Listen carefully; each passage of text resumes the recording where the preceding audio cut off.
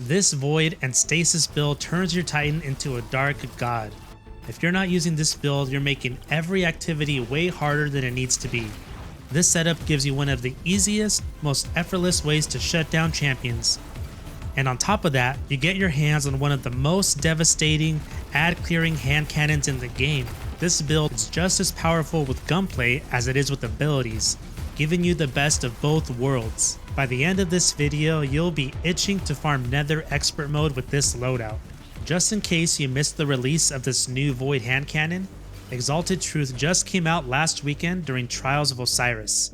This weapon comes with some insane PvE perks like Withering Gaze, Destabilizing Rounds, Repulsor Brace, Magnificent Howl, One for All, and Demoralize. Exalted Truth is the workhorse for this build, but it's not the only powerful weapon. I'll get into the full loadout later. For now, here's a quick rundown of what the build as a whole provides. Consistent ad clear with our primary, multiple ways to weaken, consistent precision damage, stuns for all 3 champion types, huge super, transcendence, and melee regeneration, high void weapon damage output, and adaptability to activities. This isn't just a void build or stasis build, it's the best of both and one insane setup. Starting off with our super, we take Glacial Quake. In content like Lost Sectors and Nightfalls, you'll love how often Glacial Quake is off cooldown and ready for use. It's really second to none in terms of crowd control, boss damage, and ad clear all rolled into one. There's a second super we could alternate with, but I'll get more into that later on. Towering Barricade is our next choice. This isn't an arc build with Storm's Keep, and even though Bold Charge is amazing this season, we don't need it in this build. So instead of shooting over our barricade with allies, you'll want to make cover where you can pop out to get quick shots off. Shield Throw is our chosen melee since it provides overshields, void breaches, and a ton of super regen thanks to our setup of fragments and exotic armor. Glacier Grenade works in this build as a way to stun unstoppable champions, create a barricade for defensive measures, stasis shard generation, and stasis lance generation. As I just mentioned, with Diamond Lance, we'll make a ton of lances to freeze enemies, create stasis shards, and give ourselves frost armor in the process. These won't only come from our grenade and super, but from one of our weapons too, Tanasha's Mastery. The second aspect is Drangar's Lash.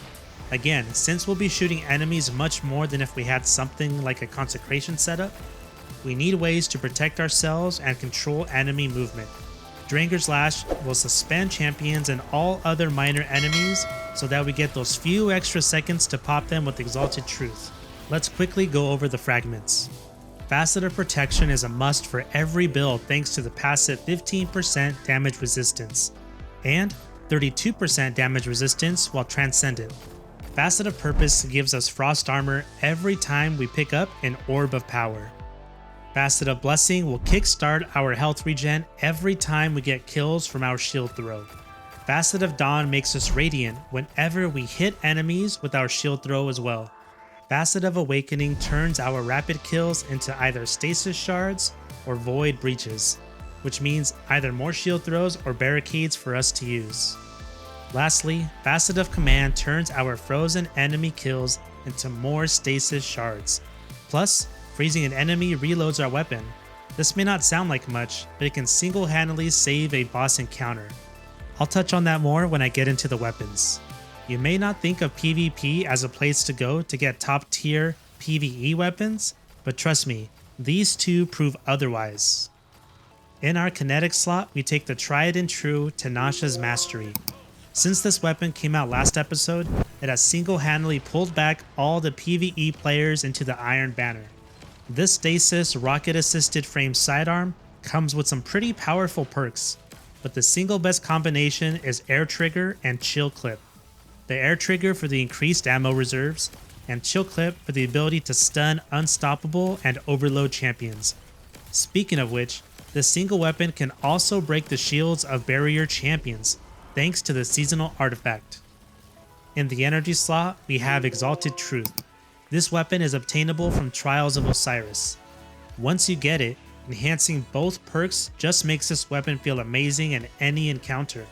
For instance, volatile rounds goes from 4.5 second buff to 5.25 seconds.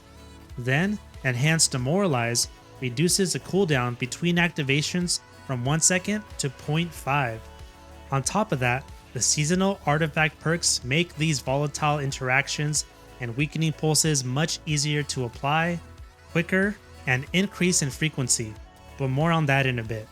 Now, for the power slot, we take another void weapon, Deterministic Chaos. This exotic void machine gun works as a boss killer and secondarily as an ad clear monster. This season we're running into tormentors and boss structures like the ones in Sunder Doctrine that almost demand precision damage type weapons. The only time you might think about swapping this out would be if an activity has a lot of overload champions. Then something like Thunderlord or a machine gun with jolting feedback would arguably be better. With the right perks, your build goes from solid to absolutely broken. So let's break down the ones that are necessary for this build. In column 1, we take Machine Gun Overload and Piercing Sidearms. From column 2, Volatile Marksman is another way we can get volatile rounds on our hand cannon and machine gun. In column 3, hold the line for increased reload speed, stability, and healing from final blows with machine guns. Now, Dielectric seems like it would do nothing for our build, but our Transcendence Grenade jolts, meaning that killing a jolted target would give us a bolt charge. And it's not much, but since we have to spend a point in this column anyways, we'll at least get a minor benefit. Okay, from column 4, Dreadful Finisher with a special ammo generation for us and allies. Maligned Harvest creates a weakening burst after rapidly applying Volatile, which we'll be doing against every pack of enemies. And in column 5, Heavy Ordnance Regeneration will grant damage resistance and increased regeneration for grenades and melees. Lastly, Void Flux helps us apply Volatile to nearby targets even easier. Since we're wiping enemies with volatile rounds and void damage, Doomfang Pauldrons are a no-brainer. Every few kills will get 10 to 25% damage buff to void weapons, depending on the stacks. Then every kill we get with Shield Throw grants super energy. Even though we're not using the Sentinel Shield Super to take advantage of the additional perks from Doomfang, we're still building Glacial Quake energy incredibly fast.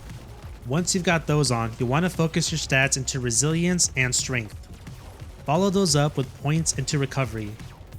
And as for individual mods, I'll show you what I like to run.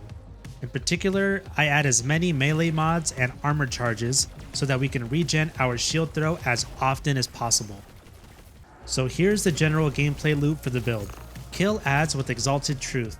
Use the volatile rounds and weakening pulses to take down tougher enemies. Against shielded enemies like knights and witches, you're sometimes better off hitting them harder with shots from Tanasha's Mastery, then finishing them off with Exalted. Throw your shield at low health enemies for super energy regen, void breaches, and to buff the damage on your void weapons. Make sure to use Tanasha's Mastery and Deterministic Chaos to stun the appropriate champion types. Also, use Deterministic Chaos for precision damage. At the same time, keep an eye on Facet of Command, because you can use it to instantly reload your weapons by freezing enemies. Spam your supers and transcendents whenever you want because you're going to build them back so fast anyway. And that's pretty much it. Enjoy all those void explosions. Oh, also I will add that sometimes you might want to swap out Glacial Quake for Twilight Arsenal. This is especially true against flying bosses and tormentors because you'll need to hit both of these boss types from far away. I mentioned at the beginning of the video how strong Storm's Keep was, so if you want to see an arc build utilizing bolt charges, then check out this video here where I use Lumina, Storm's Keep, and an exotic armor piece to buff my entire team to ridiculous levels.